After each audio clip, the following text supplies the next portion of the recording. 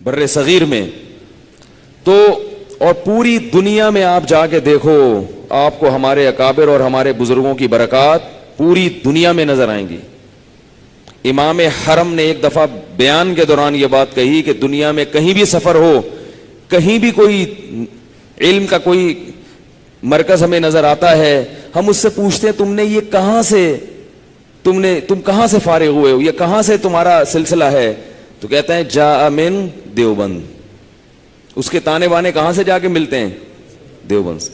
میں برما میں گیا، وہاں جتنے مسلمان، ان کے کوئی استاد، بھائی ہر مسلمان کا کوئی لنک ہوتا ہے نا کسی سے، تو وہ لنک ہے کس مولوی صاحب سے، کسی عالم سے، اس عالم کا لنک تانے بانے کہاں جا کے ملیں گے؟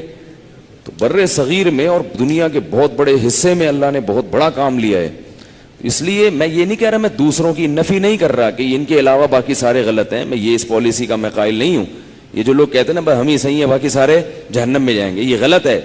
لیکن یہ بہت بڑی فضیلت ہے جو ہمارے اکابر کو حاصل ہے، تو ان کو گمراہ نہ کہو اللہ کے بندو. کوئی بھی ایسی دعوت، کوئی بھی ایسی تحریک جو کہے یہ اکابر کے عقائد غلط تھے، یہ اکابر غلط تھے، وہ غلط ہے. وہ سمجھا نہیں ہے، تحریریں نکال کے عبارتیں توڑ موڑوں کے پیش کرتے ہیں، کس کا کیا مطلب ہے اس کا کچھ اور مطلب بنا کے پیش کر دیا.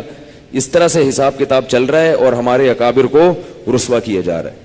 مجھ سے ایک دفعہ ایک عربی نے پوچھا، ایک عرب نے، اس نے کہا کہ تم لوگوں کے عقائد صحیح نہیں ہیں. مجھ سے کہا، پہلے مجھ سے پوچھا آپ کا مسلک کیا ہے، میں نے بتایا. انہوں نے کہا تم لوگ کے عقائد، پروپیگنڈا اتنا کیا نا سعودی عرب میں بھی ہمارے خلاف. تو میں نے کہا پوچھ لو بھائی، مجھ سے پوچھو میرے عقائد. تو ایک ایک عقیدہ پوچھتے گئے، میں اس کا جواب دیتا گیا. اس نے کہا یہ تو سارے صحیح ہیں. تو میں نے کہا یہی ہمارے اکابر کے عقائد ہیں، میں نے تو اپنے اکابر سے ہی سیکھے ہیں یہ عقائد، تو میں کون سا غلط ہے بھائی؟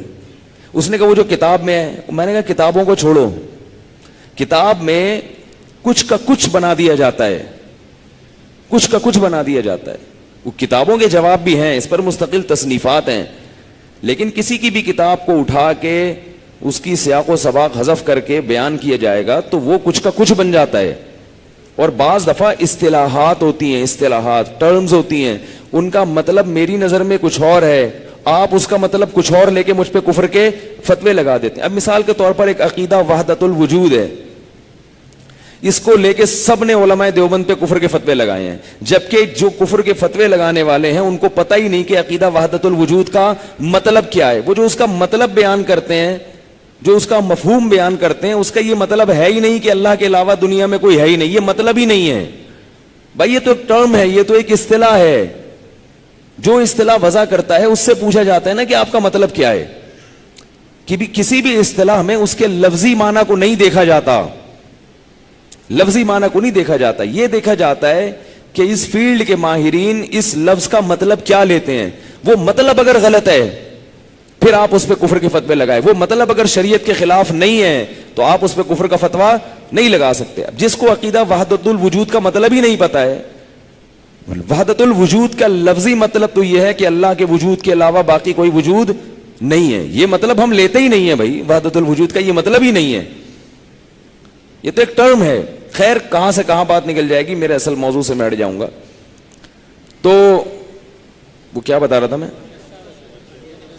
وہ تو سنا رہا تھا، ہاں قادیانیوں کا میں قصہ سنا رہا تھا کہ بھئی ہمارے اکابر نے بہت کام کیا. قادیانی کھا جاتا آپ کو اگر ہمارے اکابر نہ ہوتے، ان کی قربانیاں نہ ہوتی. اور کفن باندھ کے گئے ہیں ہمارے اکابر، ان سے ہر میدان میں لڑائی کی ہے. کفن ساتھ لے کے جاتے تھے عدالتوں میں، کفن ساتھ.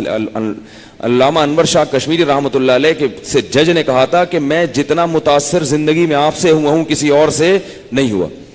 جب وہ قادیانی عبارت پیش کر کے سناتا تھا نا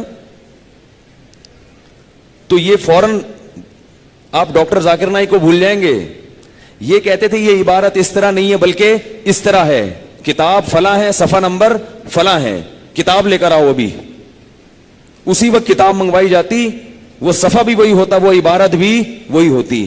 جج نے کہا میں زندگی میں کسی سے متاثر نہیں ہوا اتنا.